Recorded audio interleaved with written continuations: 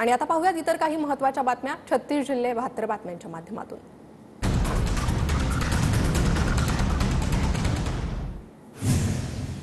संतोष देशमुखांच्या क्रूर हत्येचे फोटो समोर, हत्येवेळेचे सर्व व्हिडिओ आणि फोटो पोलिसांकडून हस्तगत। हैवानालाही लाजवणारी संतोष देशमुख यांची हत्या, 15 व्हिडिओ आणि 8 फोटो समोर। अजित पवार, प्रफुल्ल पटेल, धनंजय मुंडे, तटकरे, फडणवीसांच्या उपस्थितीत देवगिरीवर बैठक। धनंजय मुंडेंच्या राजीनाम्यावर बैठकीत चर्चा झाल्याची माहिती। चार्जशीटमधील फोटो समोर आल्यावर तातडीची मोठी बैठक झाली। संतोष देशमुखांच्या 2 लहान मुलांचं काय? त्यांनी आयुष्यभर हे डोळ्यासमोर ठेवून जगायचं का? जितेंद्र आव्हाडांचा सवाल। इतकी निर्दयी हैवानी माणसं कशी असू शकतात? अंजली दमानी यांची प्रतिक्रिया। संतोष देशमुखांची क्रूरपणे हत्या केली, इतकी नीच औलाद जन्माला आली नव्हती। मनोज जरांगेंचा संताप, तर आरोपींना फाशी देण्याची खासदार बजरंग सोनवणेंची संतप्त मागणी। संतोष देशमुख हत्या प्रकरणातील फोटो मनविचलित करणारे प्रकरण न्यायप्रविष्ट आहे, जनतेनं कायदा हाती घेऊ नये, बीडचे एसपी नवनीत कावत यांचं आवाहन। बीड जिल्हाधिकारी कार्यालयासमोरील ज्ञानेश्वरी मुंडेंचं आमरण उपोषण तात्पुरतं स्थगित। गुन्हा लवकरात लवकर उघडकीस आणण्यासाठी तत्परता दाखवणार, पोलिसांचं आश्वासन। प्रशांत कोरटकरची पत्नी पल्लवी कोरटकरांनी मोबाईल आणि सिम कार्ड जमा केलं, पीआय बळीराम सुतार यांची माहिती। नागपूर पोलीस कोल्हापूर पोलिसांना मोबाईल फोन आणि सिम कार्ड पुढील तपासासाठी सुपूर्द करणार। औरंगजेबाच्या काळात चांगलं शासन, अबू आझमींकडून औरंगजेबाचं कौतुक, तर अबू आझमींवर देशद्रोहाचा गुन्हा दाखल करावा, उपमुख्यमंत्री शिंदेंची मागणी। अबू आझमीं विरोधात वागळे इस्टेट पोलीस ठाण्यात गुन्हा दाखल, अबू आझमींना अटक करा, शिवसेनेची मागणी। आमच्या आराध्य देवताचा अपमान सहन करणार नाही, नरेश म्हस्केंची प्रतिक्रिया। अबू आझमीं विरोधात शिवसेना आक्रमक, किरण पावसकरांकडून मरीन लाईन्स पोलीस ठाण्यात तक्रार दाखल। केंद्रीय मंत्री रक्षा खडसेंच्या मुलीची छेड काढणाऱ्या 7 पैकी 4 आरोपींना अटक, फरार 3 आरोपींचा पोलिसांकडून शोध सुरू। पॉक्सो अंतर्गत 6 टवाळखोरांविरोधात गुन्हा, आरोपींमध्ये 1 अल्पवयीन। छेडखानी प्रकरणी 3 आरोपींना 3 दिवसांची पोलीस कोठडी, आरोपी अनिकेत भोई याच्यासह अनुज पाटील आणि चेतन भोई या तिघांना 5 मार्चपर्यंत पोलीस कोठडी। गुन्हाड गावातील नागरिकांनी 1 लाखाचं बक्षीस नाकारलं, दत्तात्रय गाडेला पकडण्यासाठी पुणे पोलिसांनी बक्षीस जाहीर केलं होतं, तर बक्षिसासाठी ग्रामस्थांमध्ये श्रेयवाद सुरू असल्याच्या बातम्या चुकीच्या, सरपंच रामदास काकडेंकडून भूमिका स्पष्ट। पुणे अत्याचार प्रकरणातील आरोपी दत्ता गाडेची पीडितेला जीवे मारण्याची धमकी, काय करायचं ते कर पण जिवंत सोड, पीडितेची दत्ताकडे याचना, पोलिसांच्या तपासात धक्कादायक माहिती समोर। स्वारगेट बस स्थानकात आता महिला सुरक्षा रक्षक असणार, बलात्काराच्या घटनेनंतर एसटी आगाराचा निर्णय, पहिल्यांदाच महिला सुरक्षा रक्षकांची नियुक्ती होणार।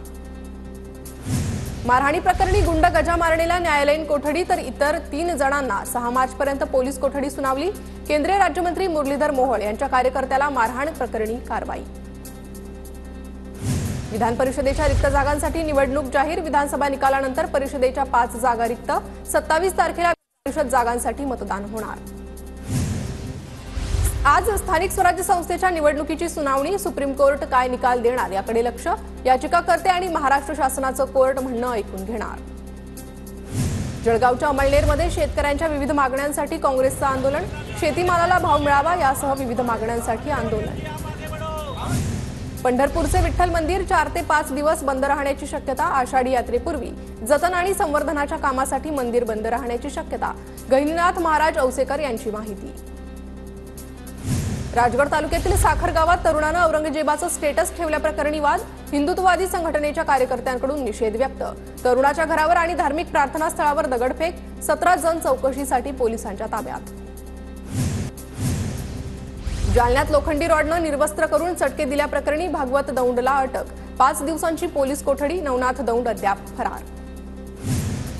मायावतींकडून पुतण्या आकाश आनंदची पक्षातून हकालपट्टी, पुतण्या आकाश आनंद अहंकार दाखवत होता, मायावतींची प्रतिक्रिया, सासऱ्यासाठी पक्षाच्या जबाबदाऱ्यांकडे दुर्लक्ष करत असल्याचा आरोप।